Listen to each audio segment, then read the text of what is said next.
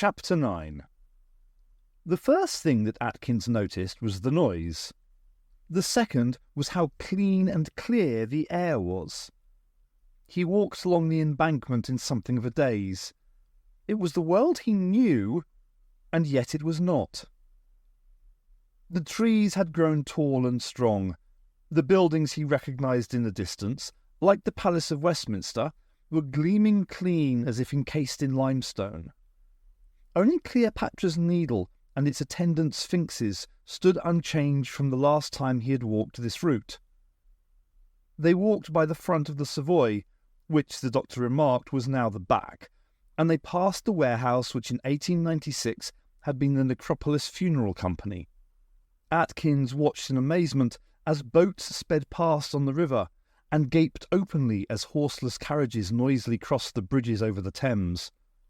The doctor did his best to explain everything, and Tegan smiled and laughed.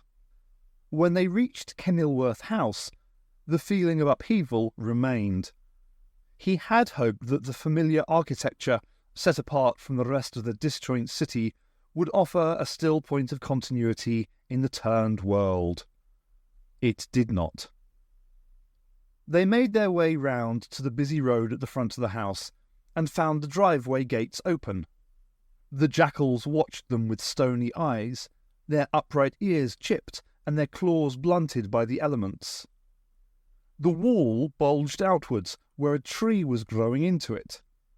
The trunk was forcing its way through the brickwork in a way the architects and landscapers had neither intended nor anticipated. The house at the top of the drive, rising out of the ground like some huge ancient structure, was recognisable. Just. The roof had been entirely replaced, the new one rising higher, with a dormer window suggesting the addition of attic rooms. The ground floor had been extended outward from the original house, the porch stretching the width of the frontage, and an annex added to the side. The upstairs bay windows had been replaced with more streamlined double glazing, so that with the extensions at ground level, the whole house seemed to taper inwards from the base. "That's the trouble with time," the doctor said, catching sight of Atkins's expression. "What is, Doctor?" "Things are never the same again." "Well, I think it's a definite improvement," Tegan said. She led the way up the drive, feet crunching on the gravel. Across the street from Kenilworth House, a blue Ford Mondeo stood shadowed by a beech tree. The car was in every way average, an unremarkable model in a standard colour scheme. The owner had selected the car for these very reasons. He watched the doctor, Tegan and Atkins make their way up the drive, then checked his timepiece. "Right on time, Doctor, as always." He smiled and returned the hourglass to his jacket pocket. The upper bowl was almost empty of sand. Then Sedan Rasool started the engine, checked his wing mirror, and pulled out into the traffic. Aubrey Pryor was alone in the library when he heard the doorbell. He frowned, glanced at the wall clock, and put down the heavy leather-bound volume he had been reading. Reaching for his stick, he pulled himself to his feet. His palm closed easily around the familiar smoothness of the carved handle of his walking stick as he pushed aside his chair and headed off towards the door. "I'll get it," he called up the staircase as he crossed the hall. There was no answer from above. Probably his daughter had not heard either the bell or his shout. Pryor was not expecting visitors, so it was probably Norris, calling for Vanessa anyway. He shook his head and opened the door. Outside, clustered round the doorstep, were 3 people. None of them was dressed in what Pryor would have described as normal attire. The woman was small and slim, with close-cut dark hair. She was probably in her mid-20s, and she appeared to be wearing either her night-clothes or her underwear. A short white linen jacket seemed to have been added as an afterthought in case she got cold. The other 2 were men. One was tall and blonde, his age difficult to estimate. His eyes focused on Prior with an inner intelligence. His hair was parted at the side, and he was dressed like an Edwardian cricketer. The other man was tall, with dark greased-back hair and a thin face. He seemed to be in his late 30s, and he was wearing evening dress complete with wing-collared shirt and black bow tie. "Ah, hello there," said the cricketer, extending a hand. Then he saw Prior's hand resting on his walking stick. He quickly pulled back his hand and offered the other one. "I'm the doctor," he said. "I wonder if we might have a word." "I wasn't aware that anyone was ill," Prior told him, ignoring the offered hand. The doctor leaned forward. "You don't know who I am?" "Certainly not. Should I?" The stranger's mouth twisted up on one side, as if he was biting the inside of his lip. "Maybe not," he said after a moment. Then he broke into a grin. "I know. Perhaps this will help." He reached into his jacket pocket, frowned, then tried the other pocket. He pulled out a piece of white card, tapped it proudly against his thumbnail, and offered it to Prior. Prior took the card suspiciously. He did not let his eyes stray from the doctor's face until he had the card held up in front of him. It was half of an invitation card, printed on plain white stock with a gilt edge. It had been torn across the middle. "I think you had better come inside," Prior said quietly.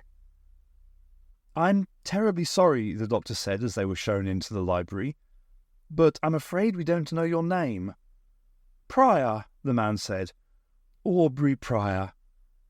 He limped his way across the room to a large oval reading table. Several chairs stood round the table, and the top was littered with papers and books. "Thank you. Well, as I said, I'm the doctor, and this is Tegan and Mr. Atkins."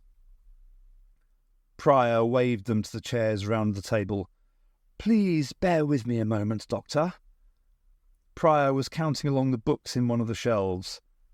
He found the one he was after and took it down. From inside the cover he took a faded brown envelope which he brought back to the table. Tegan watched Prior make his unsteady way back to the table. He seemed to be in his mid-50s, grey and distinguished. A little overweight, perhaps, but he was evidently still fit, apart from his leg. He sat down heavily on the chair at the head of the table and laid his walking stick down on the cluttered surface. Tegan caught one of the papers as it skidded out of the way and replaced it. Prior smiled at her, a warm, genuine smile. Tegan smiled back and looked away. On the table in front of her, the handle of the walking stick was level with Tegan. The stick itself was light wood, highly polished. The handle was made from the same piece of wood, not added onto the main body. It was carved into the shape of a sphinx. Prior opened the envelope carefully. The edges were worn with age. From within, he drew a piece of card and laid it on the table. It was old and yellowed. Beside it, he placed the card the doctor had given him outside the front door. Then he gently teased the two halves together. They fitted perfectly. Except that where Prior's card was discoloured and crumpled, the gilt faded and the printed letters chipped and worn, the doctor's half was pristine and new. "I've looked after it," the doctor offered, as Prior stared down at the completed invitation. "Evidently," Prior looked up. "I did not expect you would ever come.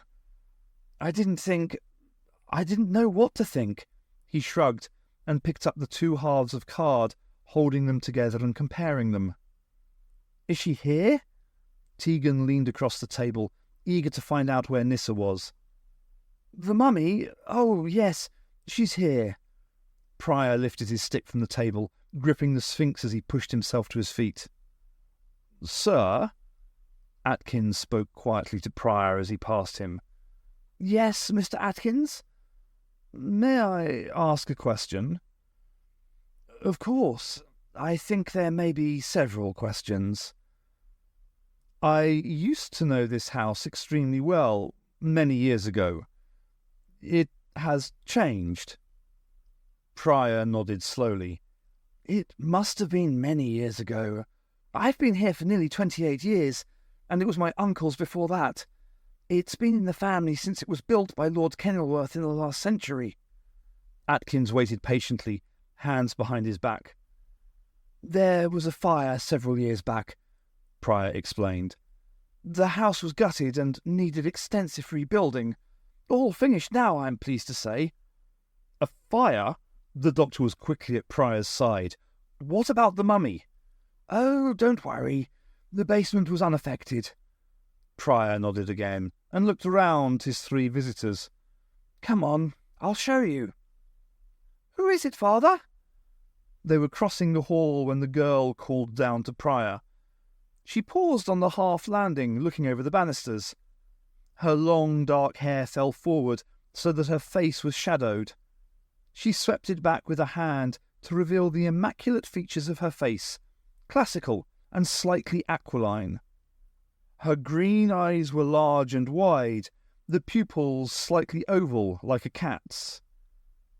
Prior gestured for her to join them, introducing his guests as she made her way down the stairs. As she reached the bottom, Prior took her hand. This is my daughter Vanessa. How do you do?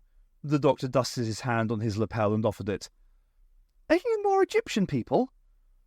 Well, that rather depends on what you mean. We're not actually Egyptian by birth. They're here for the mummy, Prior said simply. Vanessa looked at the doctor, Tegan, and Atkins. You're welcome to it, she said. I think the whole thing's creepy. She smiled, her face instantly alive with humour. Would you like some tea? I'm sure Dad didn't think to offer. Yes, thank you. The doctor looked round at his friends. That would be very nice. I'll put the kettle on. Call me when you're back. She turned sharply, her hair thrown outwards in a semicircle of strands. As she reached the end of the hall, she looked back. You will stay for the party, won't you? She did not wait for an answer. Prior coughed. Tomorrow is her 21st birthday. We're having a bit of a bash tomorrow night. Mainly friends, I'm afraid, though she has invited a couple of people from her old school, along with James Norris, of course, Vanessa's fiancé. It's something of a double celebration now they've finally made their minds up. Prior unlocked the door under the stairs, opened it, and gesturing for the doctor to go first, Vanessa won't come down here now, Prior said. Makes her feel funny seeing someone so dead, she says. We may soon be able to allay her fears, the doctor said, as he started down the stairs. Too right, said Tegan as she followed him. She's not as dead as you think. Prior said nothing, but followed Atkins down the stairs. The room was surprisingly large. It probably extended under a good part of the house above.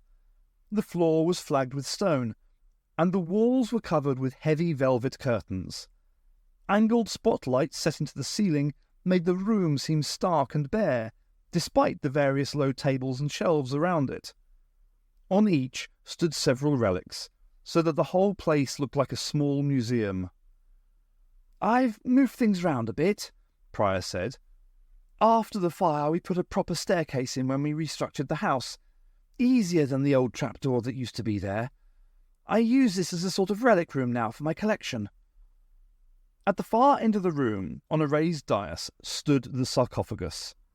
It was darkened with age and exposure to the moist English air, but was recognisably the same coffin. Tegan ran across to it.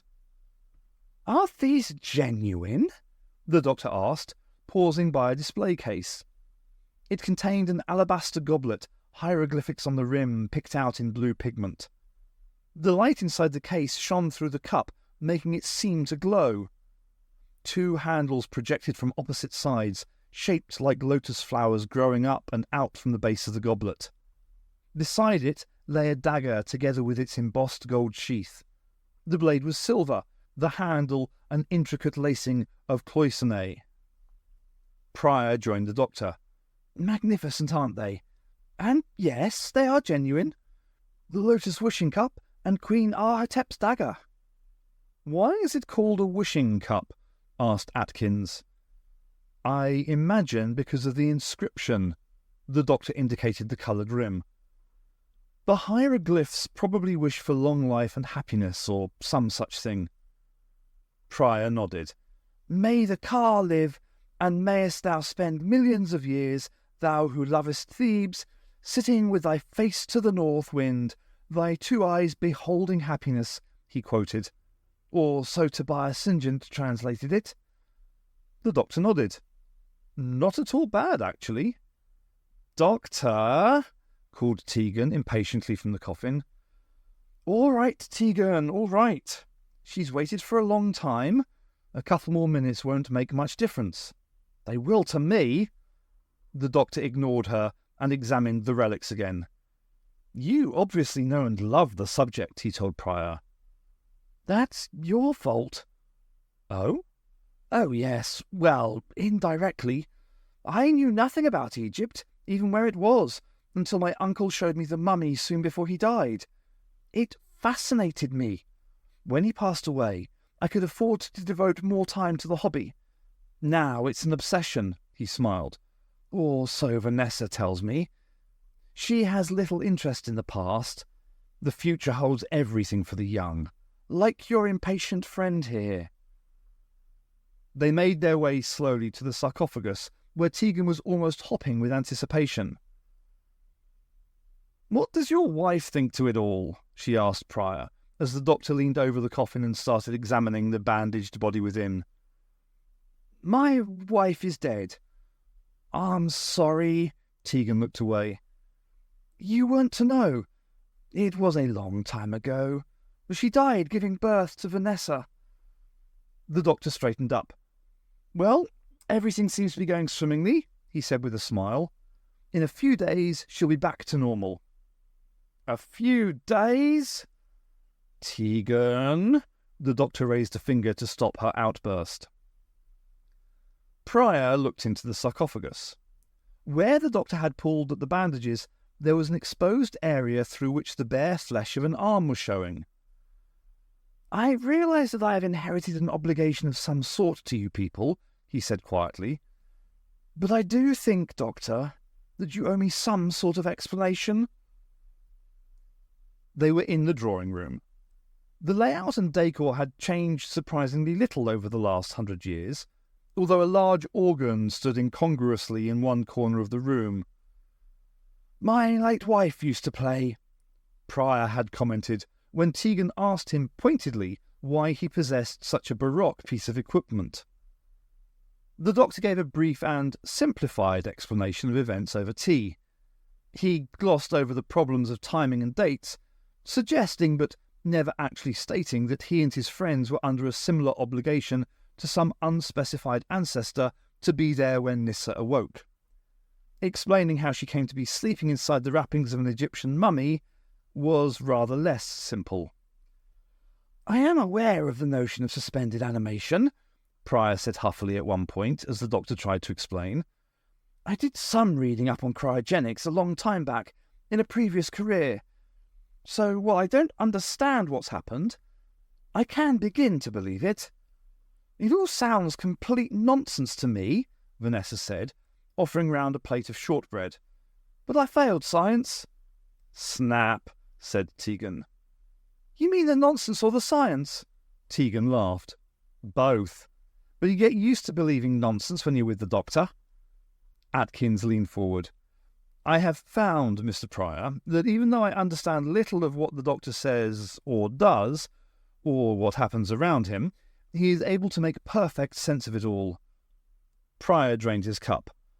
Well, that's good enough for now anyway. So, you say it'll be several days before this Nyssa person wakes up? The doctor nodded. I need to examine her in more detail to be sure, but yes, 3, maybe 4 days. I wanted to arrive a few days ahead just to check everything's all right. Then you'll stay for the party, Vanessa said, tidying up the tea things.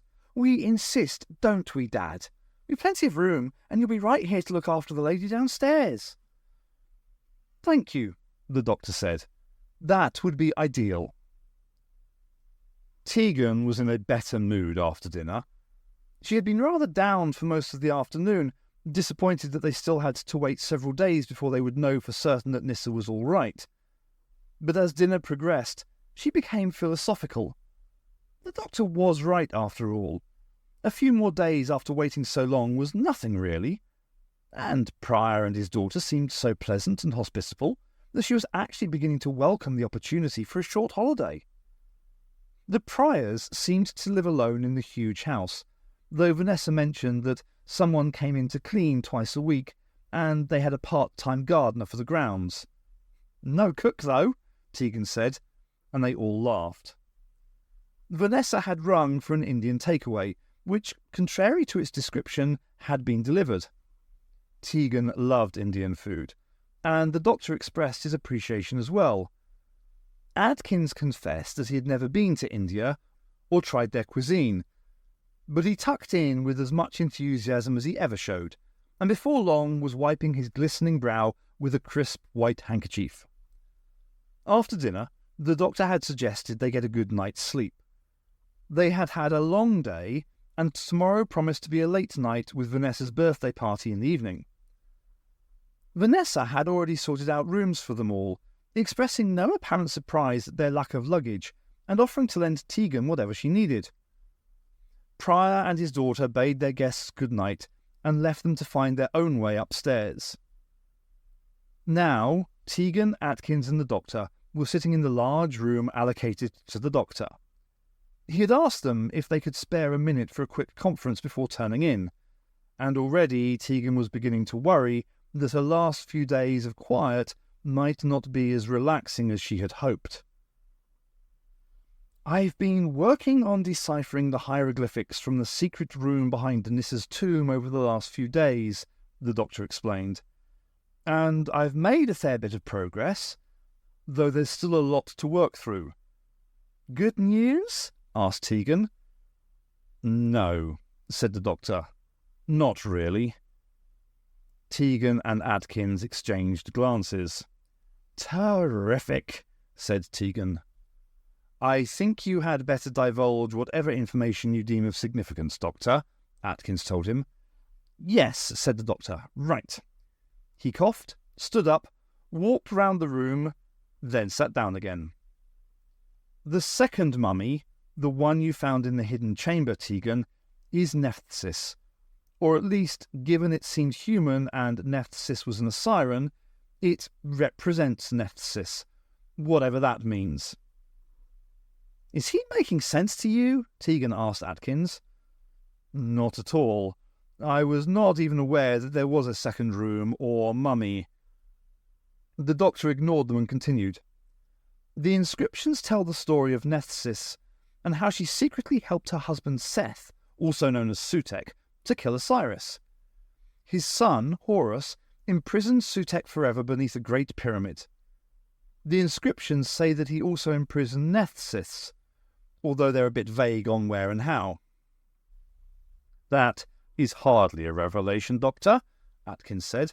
"The legend is well known, although the exact part, if any, played by Nephthys has been a matter for some speculation." "Oh, I agree. But these inscriptions are quite specific on certain points, and they tend to be the areas of Osiran influence. They don't just retell the myth, they document the actual events." Atkins shook his head. "Actual events?" Tegan said, "It's all to do with these Osiran things the doctor keeps going on about." The doctor took a deep breath. "As I think I told you, the Osirans come from Phaester Osiris. They mastered the power of pure thought and used psi power to project themselves through space in capsules driven by the power of the mind. All their power was based on mathematical exactness, in the same way that the pyramids are exactly proportioned and aligned. That's how they focused their powers. They drew power from the alignment and geometry of certain star systems, which they then tempered with their minds and harnessed. The pyramids? Yes, the pyramids were built to the plans and instructions left by the Assyrians after they visited Earth. Atkins considered. It would explain some of the history of ancient Egypt, he said. The country changed far more rapidly than anyone really believes is possible. They moved from a culture based around villages with chieftains to countries with kings in about 200 years. The doctor nodded. You'll also find that there is evidence that those kings were significantly taller and with much larger heads than their subjects. The Assyrians not only left their mark in the style of architecture, they used their powers to project mental energy into their chosen rulers, so that they and their descendants would follow through on the grand plan. Probably the pyramids had to be built exactly as they are for some great reason, like keeping Sutekh and Nephthys restrained. So, who were Sutekh and Nephthys? Sutekh was an evil Assyrian of almost unparalleled mental power.